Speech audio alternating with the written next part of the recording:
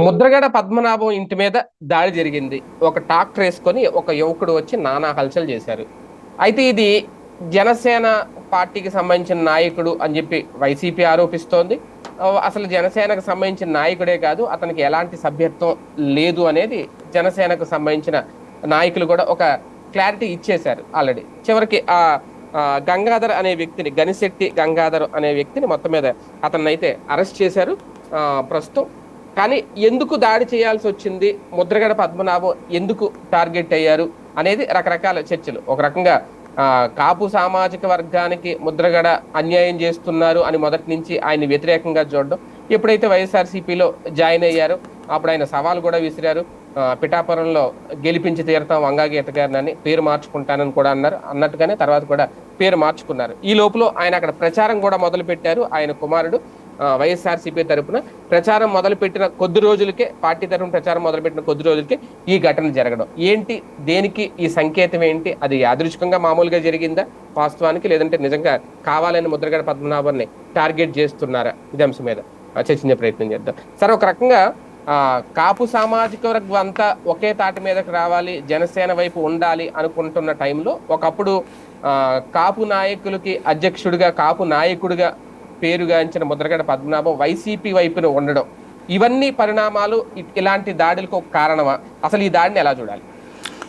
బేసిక్గా ఇదేదో మందు కొట్టినటువంటి ఓవర్ యాక్షను ప్లస్ క్రమంగా పెరిగిపోతున్నటువంటి అసహన రాజకీయం, అంటే వేరే రాజకీయం ఉండటానికి వీల్లేదనేటటువంటి ఒక దౌర్భాగ్య పరిస్థితి. ఇది నాయకులు కార్యకర్తల యొక్క మెదళ్ళని విషతుల్యం చేస్తున్నారు అనడానికి సాక్ష్యం. మా నాయకుడు మంచోడు అని చెప్పుకోవడంలో తప్పులేదు. ఎదుటి నాయకుడు నాశనం అయిపోవాలా, లేకపోతే వాళ్ళని చంపేయాలి, వాళ్ళని కొట్టేయాలి, వాళ్ళని హింసించాలి అనేటటువంటిది. ఇది ఒక రకంగా దీన్ని చాలా నార్మల్గా చూస్తున్నాం. కానీ నాకైతే ఒక భయం వేసేది ఏంటంటే, ఒక సుదీర్ఘకాలపు కాలేజీ దశలో రౌడీ రాజకీయాలు చూసిన వాళ్ళం, అట్లాగే రౌడీ ఫ్యాక్షన్ వ్యవస్థలకు సంబంధించిన జర్నలిజం చేసినటువంటి వాళ్ళం కాబట్టి నాబోటుడికి ఒక బాధ అనిపించేది ఏంటంటే, మళ్ళీ పాత రోజులు వస్తున్నాయా? సాధారణంగా ప్రతి మనిషిలో కూడా మద్యం అనేటటువంటిది వాడిలోని మృగాన్ని బయటకు తీసుకొస్తుంది. ఆ మృగపు ఆలోచన ఎటువైపు ఉంది అంటే, ఒకళ్ళని ప్రేమిస్తున్నాడు, ఒకడిని ద్వేషిస్తున్నాడు. ఇది ఇండివిజువల్గా వాళ్ళ కొంపలో గొడవ అయితే వాళ్ళు చస్తారు, కానీ సమాజంలో గొడవ అయితే అత్యంత ప్రమాదకరం.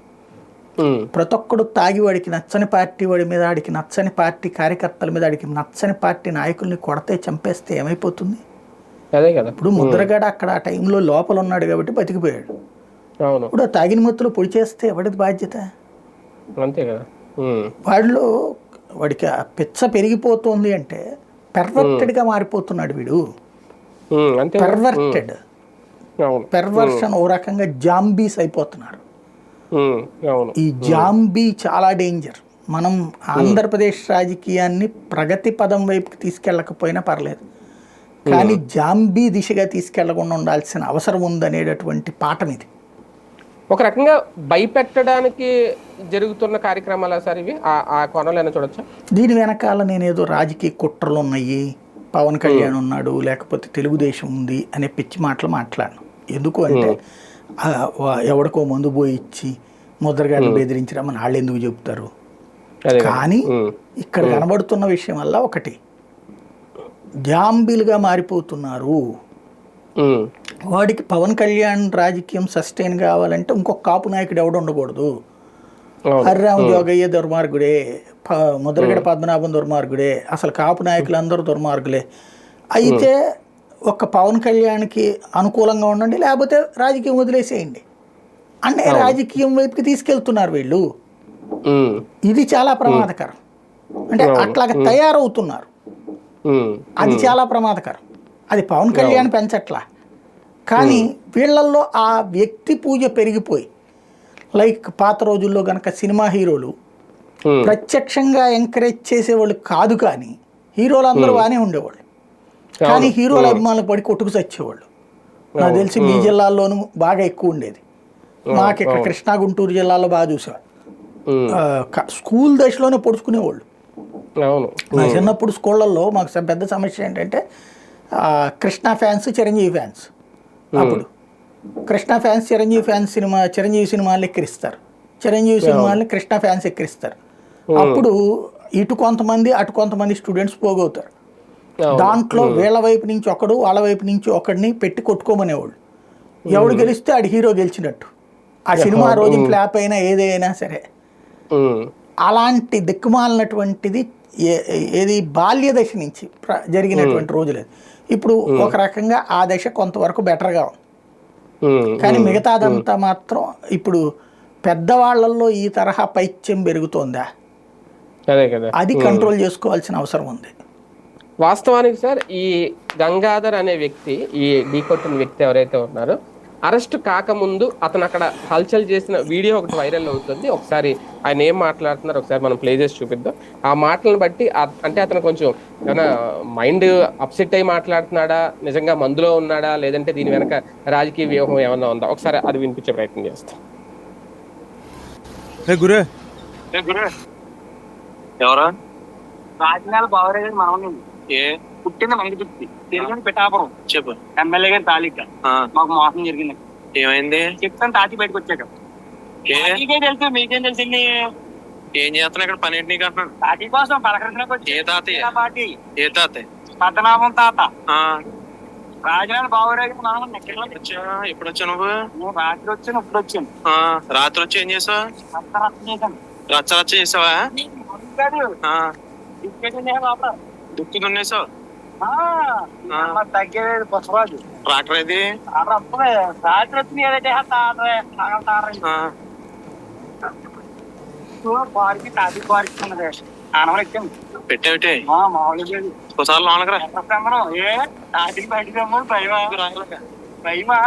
రాత్రి వచ్చాడు.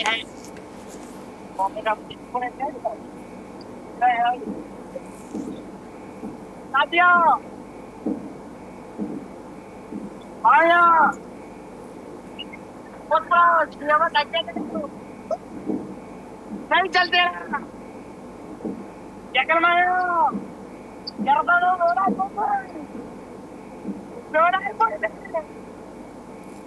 జనకేనా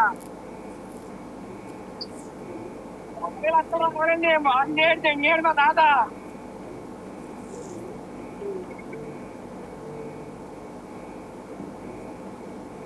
మొత్తం నాశనం చేసినంత నువ్వైతే. నేనే జై జనసేన అంటే రాజ్యాలు బాగోలేరు మరణం చెప్పండి తెలిసి. రైట్. ఇది సరే. అంటే ఇతన్ని మీరు ఆ వీడియో చూస్తే కొంచెం అంటే నటించాడో లేదంటే నిజంగా అబ్బాయి అలా ఉన్నాడో ఏంటి అర్థం కాలేదు. కానీ మొత్తం నేనే చేశాను, కావాలని చేశాను, పద్మనాభం మా తాతయ్యే, ఆయన నాకు 50 లక్షలు ఇవ్వాలి, మోసం చేశాడు, దమ్మున్న ఆయన బయటికి రమ్మనండి, ఇవన్నీ ఏదో కొంచెం వికృతంగా ఆయన ఏదో మాట్లాడుతున్నట్టే ఉంది. ఎలా అనిపిస్తుంది సార్? నిజంగా ఎవరైనా చేయించిందా, ఇతనే చేశాడు అనుకోవాలి? ఇది ముందు చేసిన వీడియో ఇది, తర్వాత అరెస్ట్ అయ్యారు, ఇతను అరెస్ట్ చేశారు, తర్వాత ఆ ఫోటోలు వేరే రకంగా. అంటే బేసిక్గా అయితే నాకు ఇందులో రాజకీయ కుట్ర ఏం కనబడట్లేదు, వాడి పైత్యం కనబడుతోంది. ఆ పైత్యం అంటే ఒక ఏదో పని చేసేటప్పుడు అంటే వాడు ముందుగానే ప్రిపేర్ అయ్యాడు, అదేదో తాగిన మత్తులో చేయడం కాదు. ఈ దౌర్జన్యం చేయడం కోసం తాగాడు. అందులో సగం నటన ఉంది, సగం నిజం ఉంది. అంత తాగి తందనాలు ఆడిపోయి కింద పడిపోయే ఇది కాదు అక్కడ. వాడు అక్కడ వెళ్ళి ఏదో గొడవ చేయాలనుకున్నాడు. మేబీ పవన్ కళ్యాణ్ నోటీసులో పడాలనుకున్నాడు, జనసేన నోటీసులో పడాలనుకున్నాడు, లేకపోతే కనుక పవన్ ఫ్యాన్స్ చేత శభాష్ అనిపించుకోవాలనుకున్నాడు, లేదా జగన్ ద్వేషుల చేత హీరో అనిపించుకోవాలనుకున్నాడు. ఈ మధ్యన ఇది ఒక పైత్యాలు కూడా పెరుగుతున్నాయి కదా, అలాంటి విచిత్రమైనటువంటి లక్షణం కనబడుతుంది వాడి దగ్గర. అందులో భాగంగా దానికోసం అంటే ఒక ఏదో పని చేయడం కోసం తాగడం, ఇక్కడ తాగడం వల్ల వచ్చిన లక్షణం కాదు, ముందుగా వాడు ఫిక్స్ చేసుకుని తాగినట్టుగా కనబడుతుంది అది. అంతే అంతే.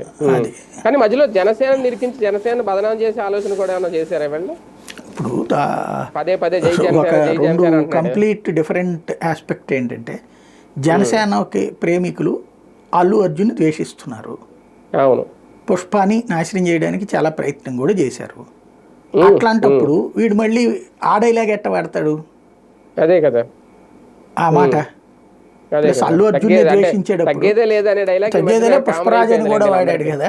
పుష్పాన్ అదే అదే మరి ఆ పుష్పకి వ్యతిరేకం కదా, పుష్పకి వ్యతిరేకమైనటువంటి వాడు పుష్ప డైలాగ్ ఎట్ట వాడతాడు జనసేన అయితే. అదే కదా పవన్ కళ్యాణ్ అభిమాని అయితే జనసేన అది వాడకూడదు లెక్క ప్రకారం. లేదా ఉద్దేశపూర్వకంగా చేసేటట్టయితే ఒకటే ఆ పబ్లిసిటీ కోసం అయితే కనుక ఇదంతా నడుస్తుంది. ఏం లేదు, ఇది ఒక ఉన్మాదం. ఇదివరకు చూసేవాళ్ళం కాలేజీల దగ్గర రచ్చ చేసే ఎదవలు, ఈ రోడ్ల మీద రౌడీజం చేసే ఎదవలు, తాగుడు అనేదాన్ని ఒక సాకుగా చూపెడతారు. వాడు చేసుకునేటటువంటి వాడు చేయబోయే తప్పుడు పనికి ధైర్యం కోసం తాగొస్తారు వాళ్ళు. మళ్ళీ ఆ రోజులు వస్తున్నాయి అన్నది కనబడుతుంది అక్కడ. కానీ స్థానికంగా ఇది అంటే సామాజిక వర్గ పరంగా ఈ అభిమానం అయితే జనసేన మీద పెరగడం అనేది ఓకే, అది పార్టీకి మంచిదే, ఒక రకంగా అది వాస్తవం కూడా. అదే పద్మనాభం మీద వ్యతిరేకత, పద్మనాభం గారి మీద ఆ వర్గ వైరి అనేది ఏమన్నా పెంచుతుందా సార్? ఇలాంటివి జరిగినప్పుడు ఆయనకి థ్రెట్ ఉంది భవిష్యత్తులో అని కూడా అనుకోవచ్చా?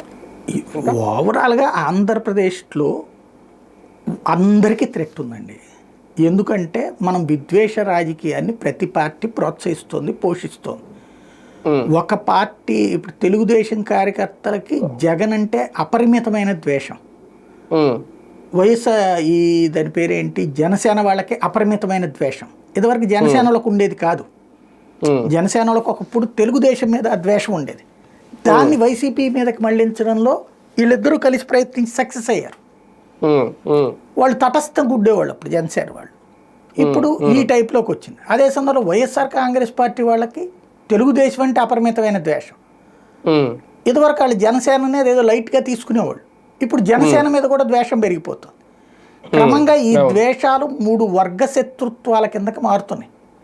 ఈ వర్గ వైషమ్యాలు అనేటటువంటిది చాలా ప్రమాదకరం.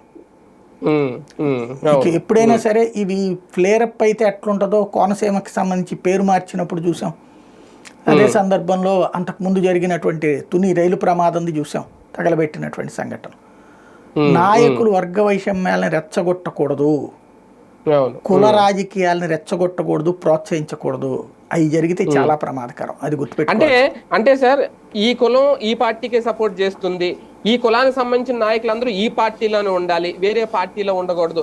ఈ భేదాలు, ఈ విద్వేషాలు గతంతో పోలిస్తే ఇప్పుడు పెరుగుతున్నాయా? అంటే ఇప్పుడు ఈ సంఘటన కానీ మన కూడా ఆయన ఎవరు దిలీప్ శంకర్ అనుకుంటా, పేరు నాని గారిని ఆయన కూడా ఒక సవాల్ విసిరారు, నువ్వు కులం వదిలేసి వచ్చే, కులం లేకుండా మాట్లాడు, ఇలాగా. అంటే పేరు నాని కూడా అదే సామాజిక వర్గం కాబట్టి ఈ భావజాలం పెరిగిపోతుందా? ఎస్పెషల్లీ జనసేన వచ్చిన తర్వాత, లేదంటే కాపు సామాజిక కంప్లీట్ గా వాళ్ళందరూ జనసేన వైపే ఉండాలి ఆలోచన ఏమైనా పెరుగుతుందా అంటున్నాను వీళ్ళందరికీ. అంటే చదువుకున్న మూర్ఖులు కులాలలో పెరిగితే ప్రమాదకరం. ఇదివరకు ఒక వర్గం మీదన ఆ విధమైనటువంటి ముద్ర ఉండేది. వాళ్ళు కాలేజెస్ దగ్గర నుంచినే ఆ కులపు దురదను పెంచుతారు అన్నటువంటిది.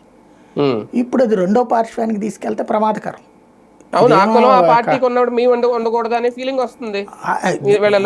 కులానికి అప్పుడు ఆ ఒక్క కులపు ఓట్లే తీసుకోండి, మరి మిగతా కులపు ఓట్లు ఎందుకు మీకు? మీ కులపు ఓట్లతో రండి అధికారంలోకి. మరి మిగతా ఓట్లు అన్ని కావాలి, కాకపోతే అధికారంలో మేము ఉండాలి. మరి అప్పుడు ఇంకేంటి? ఇప్పుడు ఆ లెక్కన ఇప్పుడు తెలంగాణలో 51% మంది బీసీలు ఉన్నారు. అది తేలింది కదా లెక్క. 56% అయ్యారు బీసీలు, 46% డైరెక్ట్ బీసీలు. ముస్లింలు కూడా, ముస్లింలోని కులాలను కూడా బీసీల్లోకి చేర్చారు కదా, వాళ్ళతో కలిపితే 56% అయింది అక్కడ. మరి అప్పుడు రెడ్డి సామాజిక వర్గం ఎందుకు పరిపాలిస్తుంది? వెలమ సామాజిక వర్గం ఎందుకు పరిపాలిస్తుంది? కమ్మ సామాజిక వర్గం ఎందుకు పరిపాలిస్తుంది? ఇది రాదా రేపు పొద్దున? ఇప్పుడు ఆంధ్రాలో బీసీలు ఎక్కువ ఉన్నారా, కమ్మ ఎక్కువ ఉన్నారా, కాపు ఎక్కువ ఉన్నారా, రెడ్డి ఎక్కువ ఉన్నారా? మరి ఆ సామాజిక వర్గాలు ఏం పాపం చేసినాయి? బీసీ సామాజిక వర్గాలు ఏం పాపం చేసినాయి? ఇక్కడ హైయెస్ట్ ఎవరు ఉన్నారు? బీసీలేగా ఆ లెక్కనైతే. మరి వాళ్ళు ఏం పాపం చేశారు? మరి అప్పుడు వాళ్ళు కూడా అట్లా తీసుకొచ్చుకోవచ్చా? మరి వాళ్ళల్లో ఇట్లాగ ఎవరు లీడర్ ప్రొజెక్ట్ అయ్యి చేసుకోడా? రామచంద్ర యాదవ్ లాంటి వాళ్ళు పెట్టారు పార్టీలు. అది చూడాలి. రైట్ చూద్దాం. మొత్తానికి ముద్రగడ పద్మనాభానికి సంబంధించి జరిగిన దాడి వ్యవహారంలో నిజంగా కుట్రకోణం ఉందా, రాజకీయం ఉందా, లేదంటే ఒక ఆకతాయి చేసిన పనిగా దీన్ని చూడాలా? జనసేన అయితే మాకు సంబంధం లేదు, ఆ వ్యక్తి ఎవరో మాకు తెలియదని క్లారిటీ ఇచ్చేశారు. ఒక పక్క వైసీపీ మాత్రం అతను జనసేనకు సంబంధించిన నాయకుడే అని చెప్పి ఆరోపిస్తున్నారు. అతను మాట్లాడిన వీడియో, ఆ హడావిడి చూస్తూ ఉంటే మరి మందులో ఉన్నాడో లేదంటే మెంటల్గా అప్సెట్ అయి ఉన్నాడో ఏంటో తెలియదు, కానీ అది ఇంకా పోలీసులకు క్లారిటీ ఇవ్వాలి. చూద్దాం ఏం జరుగుతుంది.